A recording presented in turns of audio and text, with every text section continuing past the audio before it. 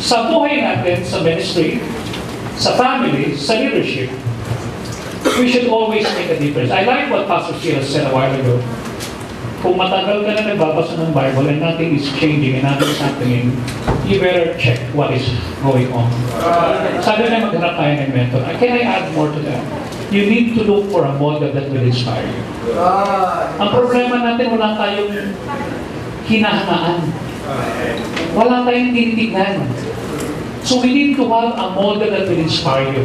Spiritually, as a family, as a pastor, in prayer life, even in dealing with difficult things in life. Yes, sir. Si Pastor Porto, napakarami ng sugat sa ministry, pero nandito pa rin eh. Oh, yeah. If you will ask him if there are times or so many times that he wanted to quit, he will be honest to tell you, I have faced those things. Pero hanggang nandito si Tatay Porto, nakikita tumatayo. Okay? It is a very good sign that God is good and God is great. Yes, sir. Yes, sir. We need to have a model. We need to have a mentor that will coach us. Kung walang nag-coach kay Manny Pacquiao, Manny Pacquiao will just be just like an ordinary boxer. Okay? If there is no Greg Popovich that coached the San Antonio, I'm sorry, that was first time. Kasi deep down lang na lumaki. Diba? Kung walang coach na kagaya ni Steve Kerr, hindi mapupush yung mga tao yun eh. We need a coach, we need a mentor, we need a partner that will believe in us. And we need a friend that will stick with you through thick and thin, not condoning you, but shaping you up. Pag meron tayo niyan, magtatagumpay po tayo. Let's all stand up, please, as we read the Word of God in Matthew chapter 10, verse 35 to verse number 44. Very familiar verses, but we will be looking at it in a different way. Pastor Joey, thank you very much. Ma'am, maraming salamat po. Belated happy anniversary. Okay? Advance pala, advance. Bukas pa pala, bukas. Mark 10:35, James and John, the sons of Zebedee, come unto him, saying, Master, we would that thou shouldest do for us whatsoever we shall desire. And he said unto them, What would ye that I should do for you? And they said unto him, Grant unto us that we may sit one on the right hand, and the other on the left hand, and in thy glory. But Jesus said unto them, You know not what we ask. Can you drink of the cup that I drink of, and be baptized with the baptism that I am baptized with? And they said unto him, We can. And Jesus said unto them, You shall indeed drink of the cup that I drink of, and with the baptism that I am baptized with, shall ye be baptized. But to sit on my right hand and on thy left hand is not mine to give, but it shall be given to them for whom it is prepared. When the 10 heard it, they began to be much displeased with James and John. But Jesus called to him and said unto them, You know that they which are accounted to rule over the Gentiles exercise lordship over them, and the great ones exercise authority upon them. But so shall it not be among you, but whosoever shall be great among you shall be your minister, and whosoever of you will be the chiefest shall be the servant of all. For even the Son of Man came not to be ministered unto, but to minister and to give his life a ransom for many. Father, we thank you for loving us. Thank you for calling us to the ministry. Undeserving as we are so thankful for giving us the strength and the grace to stand behind the pulpit. And thank you for this great men of God who are here, to the people that you have called to be in your family and put into the church. Thank you for the senior pastors that have paved the way for us. Thank you, especially for your presence this morning. Thank you for Pastor Joey and his church for hosting this wonderful occasion. In Christ's name we pray. Amen. Please be seated. Thank you very much. Pastor Edwin Nick is a very good friend. That's Camille. I'm so happy to see you and all the pastors, okay? And before we continue, let's give Pastor Joey Reyes and his church a big round of applause, please. They did good. Being invited here, if you came here, that is a success. That is what Pastor Kiers was saying. If you were a leader and no one is following you, you're just walking. But this is what leadership is all about. Amen? Alam niyo po, one time sa isang talk show sa Amerika, si Merv Griffin, Meron po siyang guest na isang bodybuilder. At tinanong niya yung bodybuilder, sabi niya, what do those muscles are for? Para saan yung mga muscles yan? Why do you develop those muscles? Sabi ng bodybuilder, this bicep, this tricep, this pectorals. Yeah, what are those for? Well, you know, pinakita niya talaga lahat. I'm asking you, what are those for? Well, sabi niya, I would like to tell you that this one, that one, look at my legs. I'm asking you, sabi ni Irvin, para saan yan? Bakit ka nagde-develop ng muscles? Bakit mo ginagawa yan? Sabi nung lalaki, you know, it's good to look at, you know? Maganda eh, maayos to eh. Tsaka, yung maganda yung meron ang abs, hindi ab. I want it. But tinanong siya ni Merv, but what do you use those muscles for? Well, Para saan yan? Nagkaroon po ng moment of silence. Nagkaroon po ng embarrassing situation. Yung bodybuilder sat down in bewilderment at hindi siya makasagot at nagkaroon po siya ng mataimtim na katahimikan. Hindi na po siya nakapagsalita, hindi na po siya nakapag-flex ng muscles niya, at tumigil na po siya. Now, as a believers in the Lord, as a servant of God, as a people that were called by God, okay, can I ask you, how do we make our lives count? What are we here for? Bakit tayo nagbabasa ng Bible? Bakit tayo nagpipray? Bakit tayo nagpupunta sa church? Bakit tayo sumusunod sa ating pastor? Bakit tayo gumagawa? In other words, what are we good for? Saan tayo magaling? Am I right? Madali po tayo maging magaling if everything is doing well. Am I right? But wait until you hit the rock bottom. Until you come to the point of time that somebody will ask you. Somebody asked me, Joey, what is your worst case scenario? Then I told him I'm no longer the pastor of the church. Then he asked me, can you live with that? Yes. I can live with that. Why? I'm still there.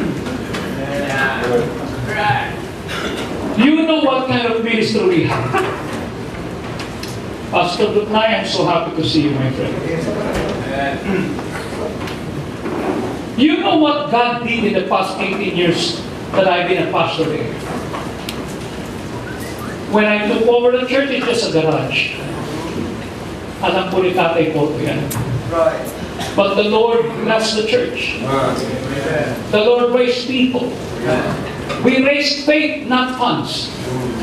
I'm not in a fundraising campaign. I'm in a faith-raising campaign. And the Lord lifted up the faith. From day 1 on January of 96, we faced a lot of troubles, a lot of things. Okay?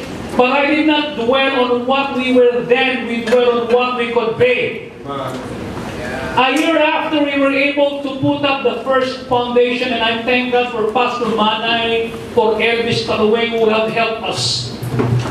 You see, when Elvis Talueng was explaining to us yung tie beam, yung I-beam, yung T-joint, I cannot understand that. Hindi nga kami nakapag-build ng chicken coop. Walungan ng manok, magtakayo kami ng building. But with 900,000 that we were raised that December money, we were put up 2 buildings.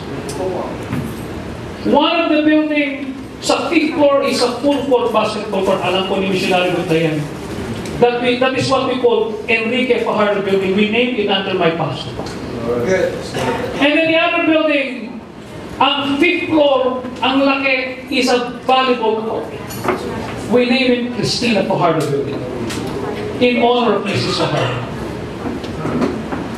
And the Lord did that. But When somebody saw that, said, this is your building? Yeah. Is this debt-free? Debt-free. well, And then you said, you're willing to lose this? If that is the will of God. It's not just a small ministry. I ask you, What is your worst case scenario? That's good. That's good. Can you live with that? Good question. Can we just sing and say, Lord, thank you because everything is doing well. You have a lot of people with you. You're in the majority. But what if the Lord will reduce you to a situation that you will just you and God alone? Can you still say thank you, Lord? Can you still stand up and say, Lord, you've been so good to me. You're all that I need. Yes.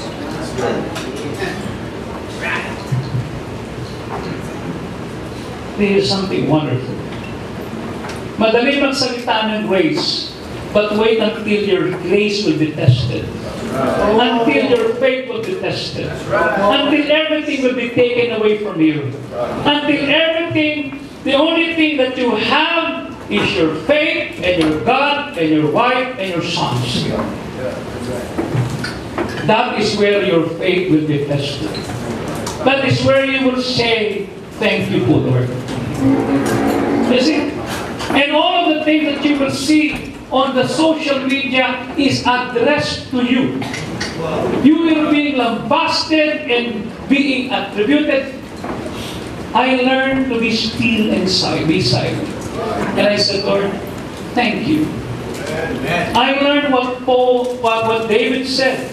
Nung sinabi ni David kay Abishai, sabi ni Abishai, upakan na natin itong aso na to, tahon ng tahon. Sabi ni David, pinabayaan ng Panginoon niya, pinahintulutan niya. Malay mo, kamupuran niya, mapansin ako ng Panginoon. At makita yung affliction ko, let it be. And I learned to be still and be silent. I learned to say, Lord, salamat po. Narinig mo po ito. Nakita mo po ito. I will not explain myself. You know why? I don't explain to a friend. Oh, yeah. I like that. And I don't explain to an enemy. He will not accept it. So if you're my friend, I don't need to explain to you. If you're my enemy, I will not explain to you. Because you will not accept it. I explained it to God and I said, Lord, you know my foolishness. And you know my sins. What are we good at? Kagaya po ng bodybuilder, mga kapatid, meron tayong muscles, meaning possessions, properties, buildings, men, ministries, social activities that we could say.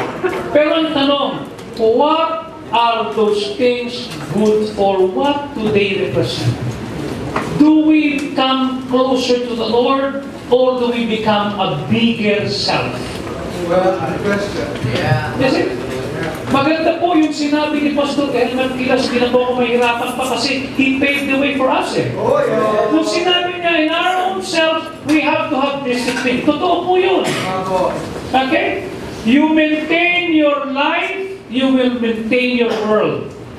You decrease your life and philosophy, you decrease your world. You increase and develop your principle, you develop your world. Tayo ho yun eh. Yes, sir. Ang sanlibutan, titignan tayo through our achievements. Yes. Okay? What will they see in us? Will they see, pinagpapala ng Diyos yan? Or will they see, magaling kasi ito. Sino po ang nakikita? Tama na eh. Kahapon po, pagdating namin kasi nag-basketball kami ng magi, Pastor Ken, na-spray yung anak ko, din ako sa manghihilot para matanggal yung spray. Pagbaba ko, nakita ko yung kapitbahay ko sa tapat. And he's a very good friend, 80 years old. Then I went to him and said, kamusta mo kay Kerne? Ako, Pastor, ito, basket yan, sa katuwa. So nag-usap na kami, Pastor, natutuwa ako talaga sa'yo. Simula nung dumating ka dito, ang Panginoon, nakita namin. Dati po, Pastor, puro squatted itong lugar natin. Alam mo yan, pinalayas natin. Ngayon, puro building ito, Pastor. Kasi ang sabi na kung kaya ng Diyos ng Baptist, kaya natin.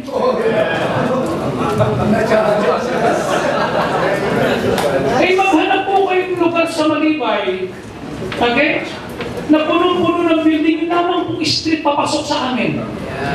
Dahil ang katwiran po na kung kaya ng Diyos ng Baptist, kaya natin. Yun lamang po sa lugar siguro sa buong Pilipinas na mas malaki ang Baptist Church kaysa sa iglesia. Mas malaki kaysa sa Katoliko. At ang nakikita po nila ay hindi po ako, kundi ang Panginoon ang Panginoon. They have seen that. Sabi niya, simula ako kay Pustoy, nakita namin kung kaya ng Diyos ng Baptist, kaya namin to. Pag naglalakad kami ng Pustoy, mag-ubay maglakad. Eh bakit naman may paa ako? Eh hindi mo bagay. Pero may bagay na dyan kayo. Magbagay nga ako, sige. Hindi ko namin yun.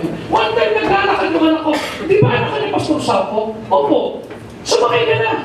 Hindi ako yun mo. Sakay ka na kasi yung tatay mo. Blessing sa amin yan eh.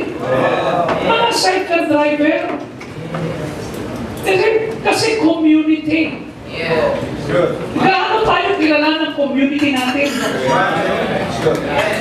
Gaano tayo nirespeto? One time nakatayo kami sa isang restaurant, bigla pong may huminto, rumaragas ng nakapajero. Sabi ko, sabi ko, bakit ganito to? Yung pala mga konsihal. Nakita kami nakatayo. Pastor, magbe-bless na po ako sa inyo. Hindi ho election time yun.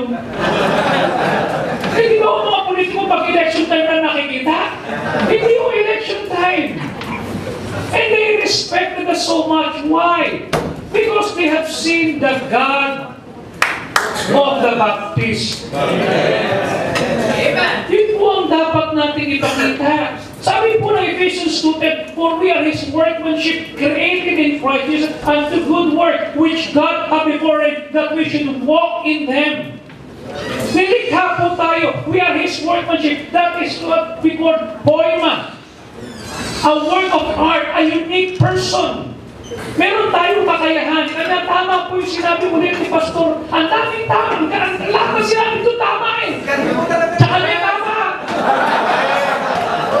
Sinabi niya mag-stay ka doon sa tinatawag na kung saan ka magaling. You cannot be a person to everybody and you cannot be in everything. Yes, sir. Just be good where you are good at. Kung saan ka gifted. Or else you'll be in a square hole and you're a round peg. Mismatch. Hindi po pwede yun. Kaya we need to check, saan ako magaling? Ano ang gift ko? Okay? Every one of us is created by the Lord to make a difference, not just to show off. Naka-power dressing lang tayo, eh tayo lang naman ang gumanda. Remember, hindi gumanda buhay. You know what I'm saying? We have members na nakatira sa ilalim ng tulay, mga squatters. But when they learn to love the Lord and when they learn to have faith, when they learn how to have faith in obedience and started giving, ngayon may mga business na sila. When I started pastoring 1986, 1996, 3-4 na sa kanyin po, ang dami ng may sasakyan. Because the Lord has blessed them. Yung mga dating mga hindi nag-aaral, nakapag-aral, yung mga hindi nag-aaral at walang direksyon, nakapagtapos, ngayon po mga professionals na sila. Why? We should make a difference. Saan nakakita na isang barangay church sa lugar ng Sariaya, Quezon, na lumabas at pumunta sa highway at nagtayo ng katedral sa edad na kasi edad ni Abraham. I'm trying to say this, hindi na pwede na siyang magsabi, matanda na ako, wala na akong patutunayan. Hayaan na ako magpahinga nito sa maliit na sulok na ito. Pero sa tuwing nakikita ko si Tatay Porto, nakikita ko yung panahon at pagtsatsaga at sinasabi niya, wala sa edad to, I will still go on. Medyo na may isang na parang patuloy tayo. Na tayo mga bata na wala pa sa edad eh. Pahinga naman tayo. Now, tingnan po ninyo. Who would have thought that at his age magkakaroon siya ng Fortuner?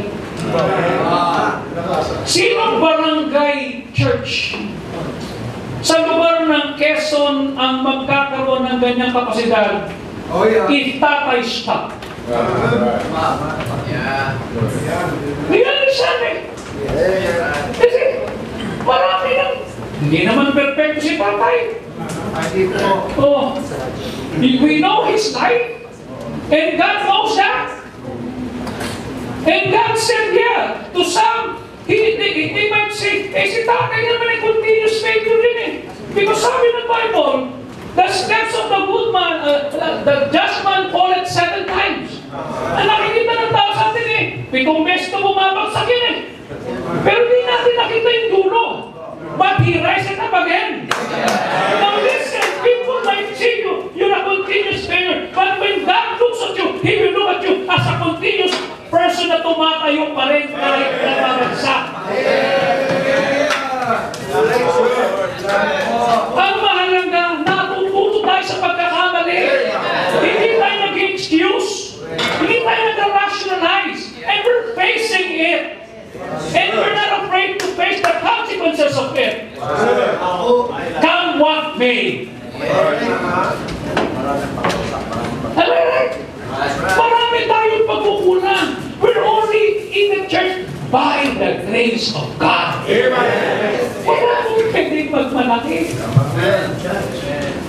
Kasi, duwan mo yun eh.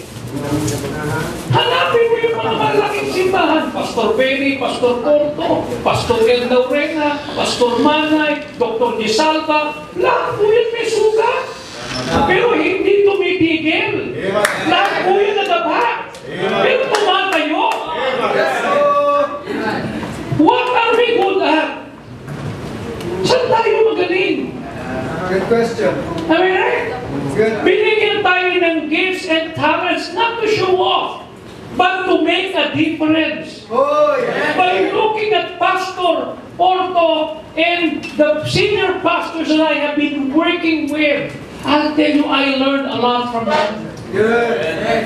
Nung buhay si Tatay Abante, I used to sit at his feet. Sabi ko, tayo turuan mo ko. Yung mga hindi ko na dapat daanan. Because my life is too short to experience what you have experienced.